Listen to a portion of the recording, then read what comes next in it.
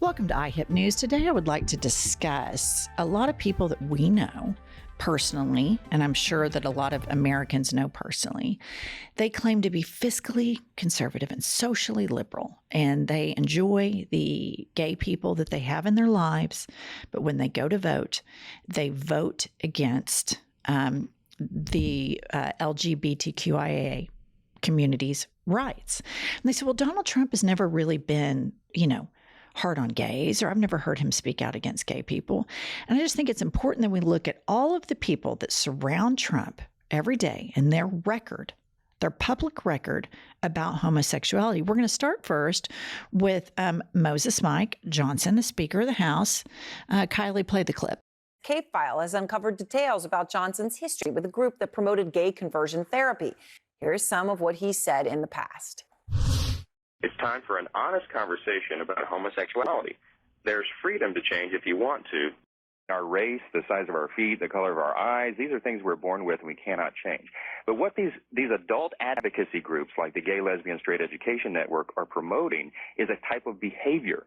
Homosexual behavior is something you do. It's not something that you are. Many historians, those who are objective, would look back and recognize and give some credit to the fall of Rome to not only the deprivation of the society and the loss of morals, but also to the rampant, homosexual behavior that was condoned by the society.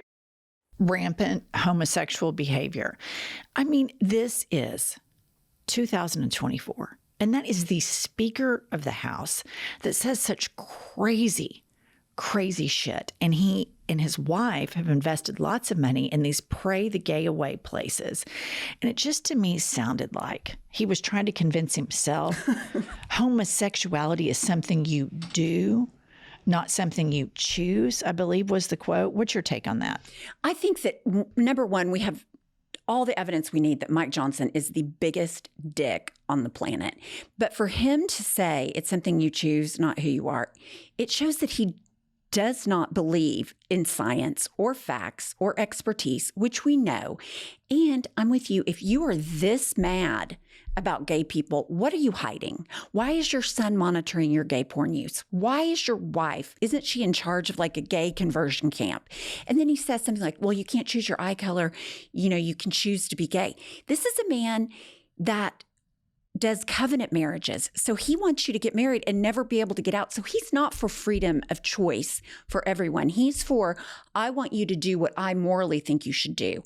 And if that means you can't get a divorce, that means you can't get a divorce. If that means you can't be gay, that means you can't be gay. He is the absolute biggest nut I have ever seen in my life. And I do find it suspect how much he talks about gay people. I think that's the thing. We have Moses Mike Johnson talks about gay people all the time. Another person that talks about gay people all the time is Superintendent of Schools in our state of Oklahoma, Ryan Walters. Bizarrely, he sits in his car all the time and takes, selfie videos where he talks about porn and homosexuality ad nauseum. He talks about drag queens ad nauseum. It is so bizarre to me, the obsession. I don't hear gay people talk about being gay as much as I do the Republican MAGA party talk about people being gay. All right, next up, we have Trump's appointment of Attorney General Pam Bondi, and she says affirming same-sex marriage rights would impose serious public harm. She's on the record for saying that. This is what I do not understand with all of these people that are against gay marriage or against gay people. Number one, how does it affect you? Your marriage is nothing more, nothing less if a gay couple gets married. Who you're having sex with and what you're doing in your bedroom, nothing changes because Joe wants to have sex with Joe instead of Jane. These people and their moral hypocrisy and their just unethical behavior and the fact that they do not care enough about who someone loves and that they want to be happy. These people don't want more. They just want equal, and they don't want to give it to them because it makes them feel better about them. I think it's gross. So I think at the root of all of this is far-right Christianity. 100%. And kids are indoctrinated at a very young age into this marriage is between a man and a woman. And they are told over and over and over through a lot of these private Christian schools, which I refer to as hate academies. And in Oklahoma, they are abundant. And the parents have to sign these anti-gay marriage things. So it is literally institutionalized bigotry on the backs of kids. And they are told over and over and over from a very young age that same-sex marriage is a sin, it's the devil, it's these demons, yak, yak, blah, blah. And then you have people that are born out of this. Mike Johnson, Pam Bondi. Here's another one here. Secretary of Veterans Affairs, Doug Collins says, I am disappointed that the court has overstepped its boundaries once again. Many states have already voted to keep the definition of marriage to one man and one woman, and the court's decision is a gross infringement on American democracy. I strongly support a constitutional amendment defining marriage between one man and one woman. And I guarantee you, every single one of these people has this either far-right Catholic or extreme evangelical Christianity. And even some of these megachurches that act like they're cool, where their pastor wears jeans and designer tennis shoes, and they have a cool rock band.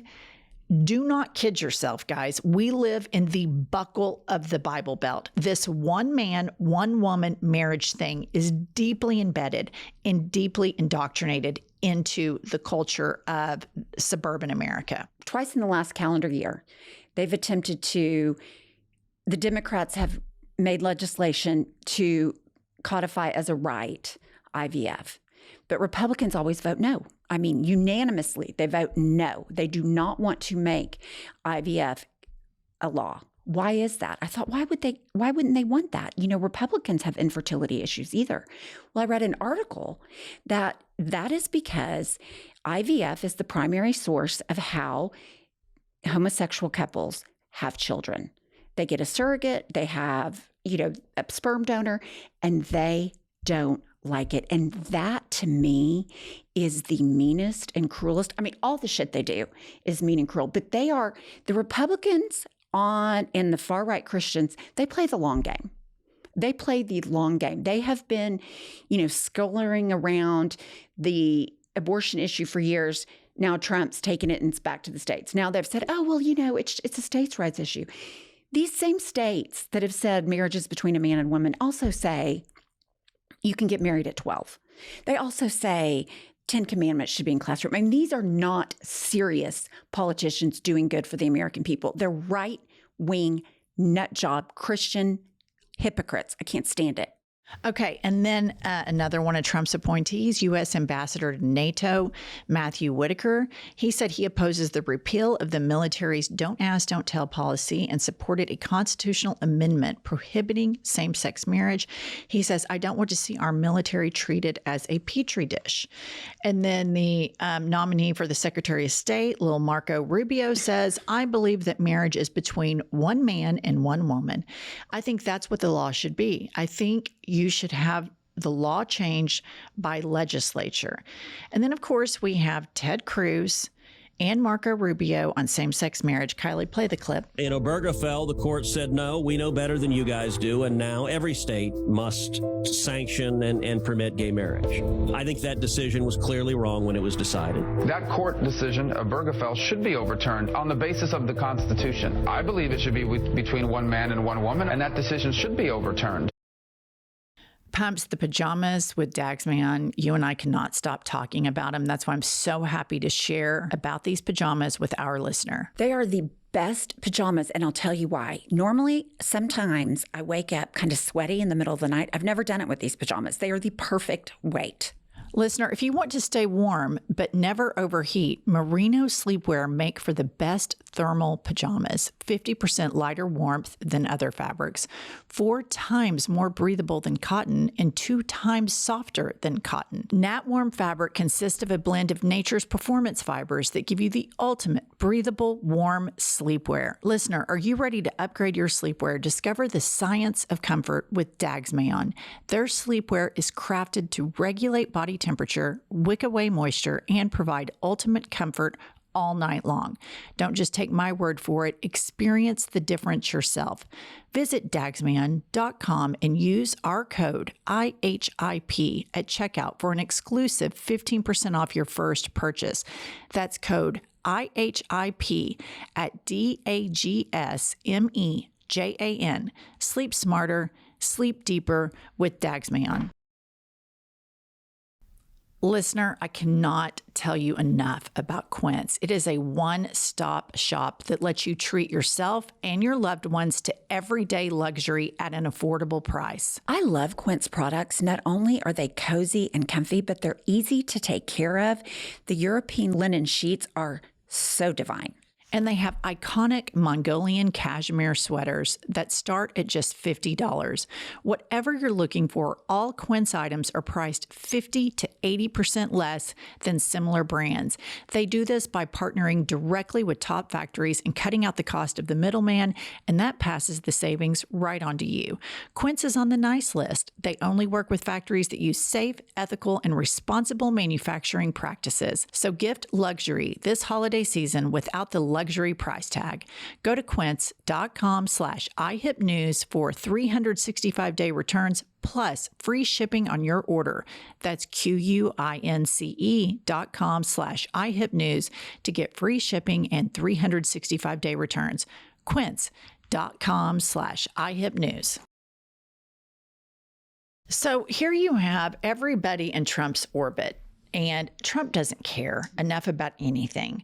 And so if the people surrounding him say, hey, we supported you all this time, we want you to overturn gay marriage. He's so spineless, Trump, that he would do it.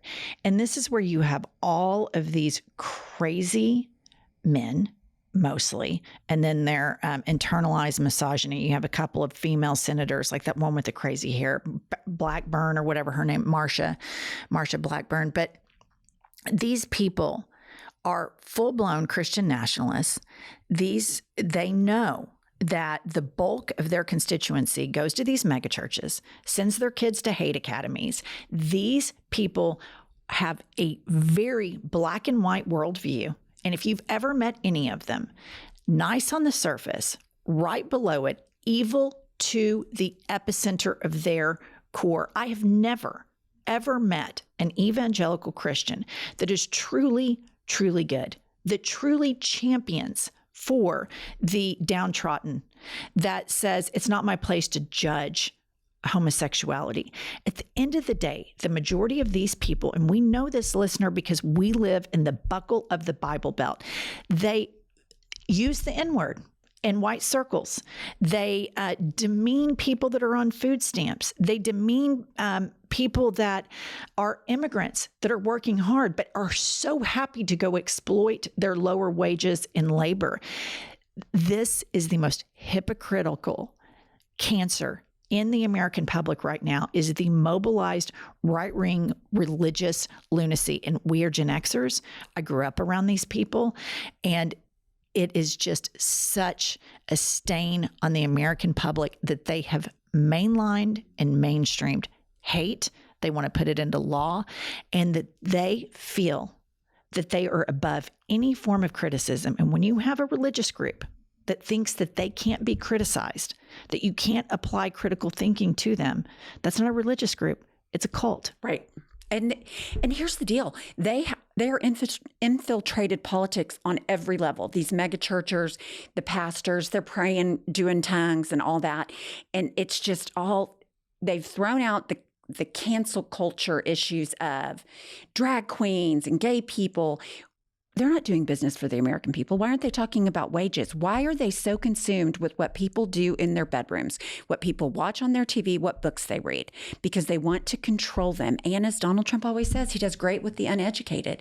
But it's a little deeper than that. It's think about the obsession Christianity has with sex. Yes. Mary had to be a virgin in order to give birth to the Savior.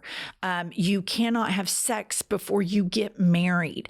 And then you have men that, if they victim blame that, oh, it's the girl's fault that you aroused me.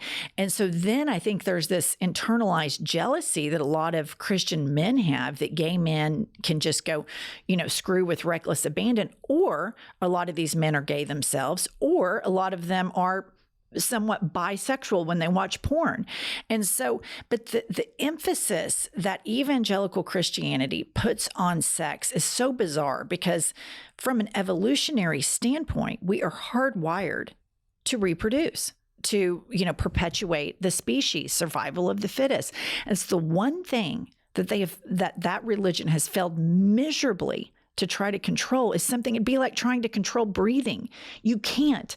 And so it's just such a failed, archaic, old, crazy thought process. And I think the people on the front lines of this, if there are reasonable people of faith that take the Bible as metaphors and not literal, you are the ones. You don't have to get in our comment section and say not all Christians are like this. Well, there's enough of them that it's a problem. And this is a Christian problem.